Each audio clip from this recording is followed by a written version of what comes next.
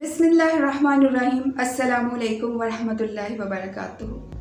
اپنی امیدوں کو ناخنوں جتنی اہمیت دو، جب حد سے زیادہ بڑھنے لگے تو انہیں کاٹ دو۔ بہت کمیاں نکالتے ہیں ہم دوسروں میں، چلو آؤ ایک ملاقات ذرا آئینے میں بھی کر لیں۔ ہمت کر، صبر کر، بکھر کر بھی سنور جائے گا، برا وقت ہی تو ہے گزر جائے گا۔ جو بیت گیا اسے بہا دو، اور جو بہتا ہوا تمہاری طرف آ رہا ہے اسے خوش آمدید کہو۔